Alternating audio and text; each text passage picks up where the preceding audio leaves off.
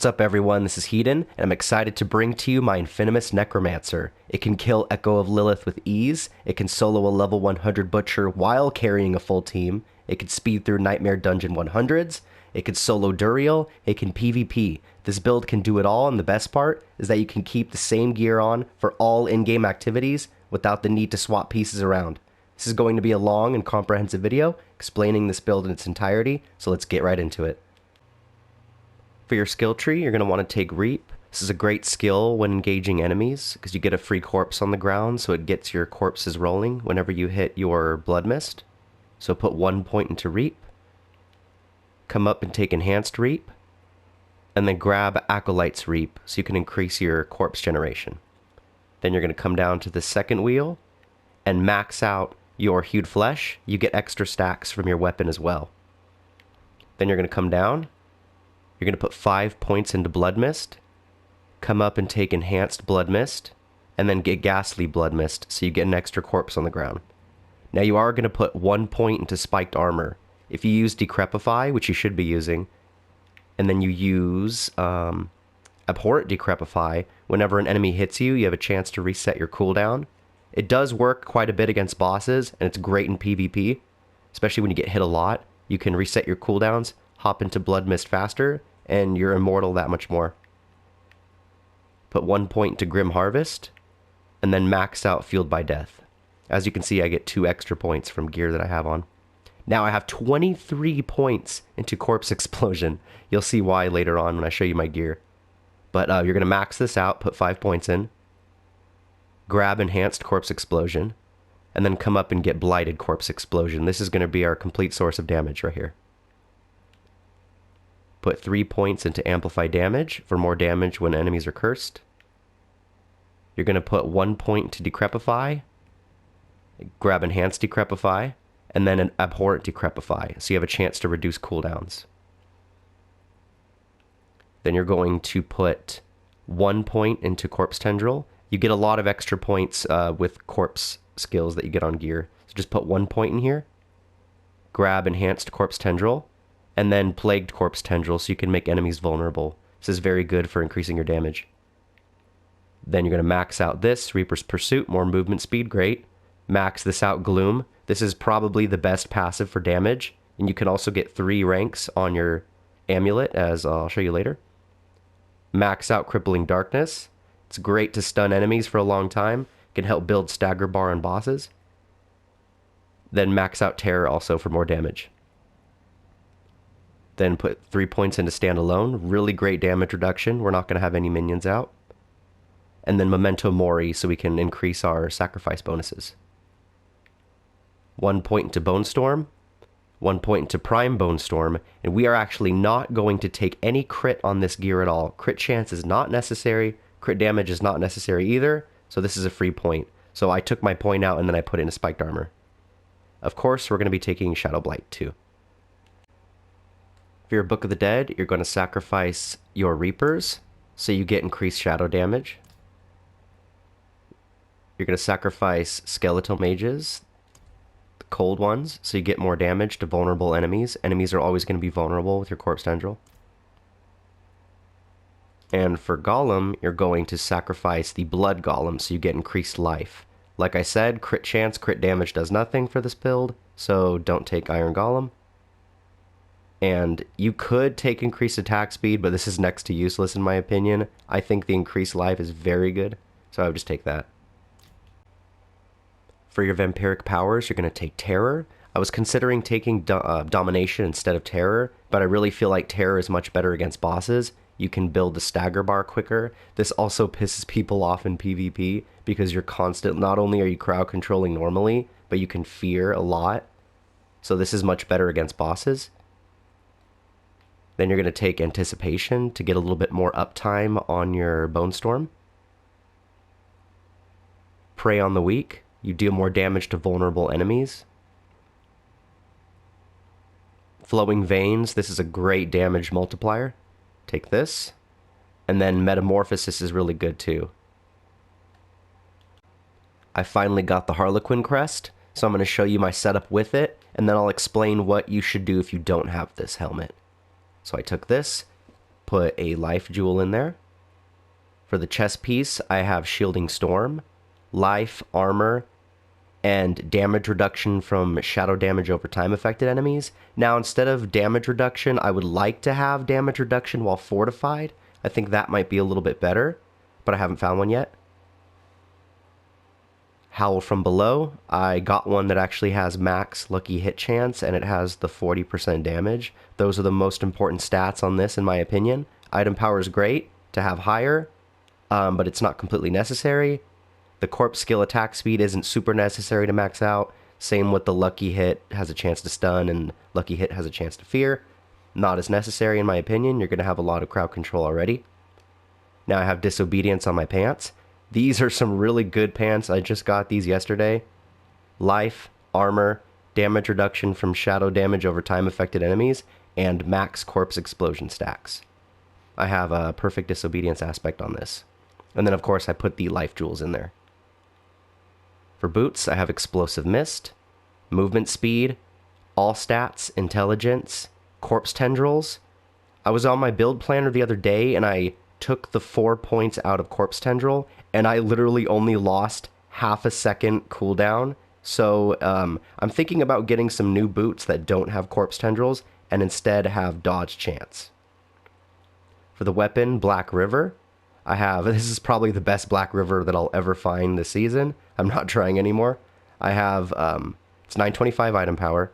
I got +4 ranks to all corpse skills, maxed Fueled by Death, maxed Hewed Flesh, and then I have the highest rank on it. I have 130%. I'm only 1 intelligence short of being perfect. Then I put damage over time jewel in there. For the amulet, I have Blighted on here. Now, this is the only thing that I really need for my build. I need a higher item power so I can max out my resistances, because right now I'm sitting at about 67 point something % resist. So if I have a better amulet, then I would be resistance capped. Movement speed, plus ranks of corpse skills, plus ranks of gloom, and instead of shadow damage over time, I would like to have cooldown on that. I do have a better blighted aspect. I have a 180%, but I'm saving it for a better amulet. Put resistance in here. Ring of the Sacrilegious Soul. This is great. It auto casts your corpse explosion and corpse tendril. And it also gives you +3 ranks of corpse skills. Again, I put a resistance in there. Then I have Blood-Soaked Ring, lucky hit chance, maximum life, damage to close enemies, and shadow damage. These are all the passives that I want.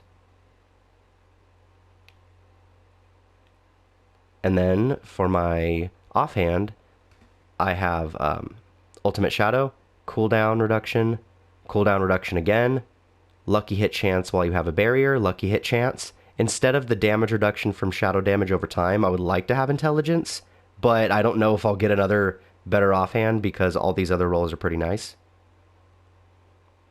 And then again, you put the amethyst in there. So this build is quite a bit better with the Harlequin crest, but if you don't have it, that's fine. You'll still be able to clear all the content that I listed earlier. It's just going to be a little bit slower. So instead of taking Harlequin crest, you're going to take a rare helmet, and you're going to slap the Explosive Mist aspect on that.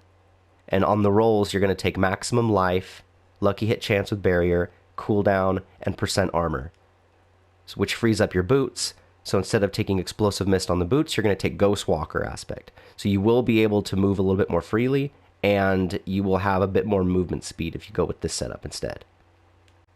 This Paragon board is absolutely min-maxed. This is my pride and joy. Follow this exactly.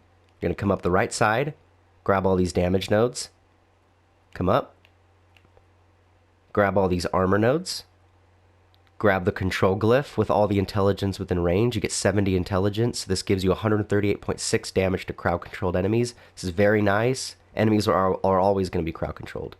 Come down here, grab all these resistance nodes. Very good this season. Come over here to the left side, skipping these trash nodes here. Come over here, extra damage, more damage. Come up into the Wither board. Then you're going to grab all these right here. Damage to elites, damage to shadow damage over time affected enemies, more elite damage. Very nice. Then you're going to come over here, and you're going to put the Scourge glyph in here. There's 65 intelligence within range, so you get 85.8% shadow damage over time. Very nice. Shadow resistance doesn't matter, but I grab this because it has intelligence here. You're going to have to grab it anyways to get all the intelligence. Grabbing intelligence down here. Getting extra shadow damage. More intelligence. Come up here. And you're going to take more shadow damage over time. Come up here. Shadow res doesn't matter, but you have to pass through this anyways. Then this is damage reduction from shadow damage over time affected enemies. Enemies are always going to be affected with shadow damage. This is great. Dragging shadows, more damage reduction. And of course, you're going to grab the Wither legendary node. For the third board, you're going to come over here to Flesh Eater. Come up here. This is nice. It's not necessary, but I had a lot of extra points left over. Crit damage is useless. Damage to injured enemies is great. You could take this. A lot of damage to injured enemies. And then, of course, you're going to take the Flesh Eater, because you're going to be consuming corpses all the time. A lot of multiplicative damage. And then you're going to come into here. And this is an obvious take. I don't know why I don't see a lot of people doing this. Put Gravekeeper in this board. This is fantastic. You get 40% damage to elites from this. I'm getting 7.5 resistance to all elements. This almost caps me right here, which is this one option. So look how much elite damage I have with this now. And then look how great this is. So then you're going to come back over here. For your fourth board, you're going to go up into Scent of Death. Come over, take these extra little armor nodes. Grab this, damage to injured enemies. It comes with free armor, this is great. Come up here. Scent of Death, this is really good. Damage to healthy. Not super necessary, but of course I had extra points left over, so get some more damage to healthy. And then we're going to put the Darkness Glyph in this board. I have 60 intelligence within range, so I get 79.2% shadow damage. More armor from this. Damage to injured enemies. Then we're going to come over for the last board. I took Bone Graft. The reason why I took Bone Graft is because it has a lot of intelligence within range. And this is by far the best glyph. Exhumation. 194% corpse skill damage. So all you do is you quickly enter the board. Grab a few resistances. All the intelligence nodes. And that will complete this board. It looks aesthetically pleasing too. This is the way I set it up.